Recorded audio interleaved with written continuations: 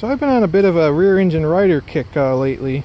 I picked up this John Deere model S82 mower at an estate sale for 75 bucks with a bagger sometime during the winter time, I believe.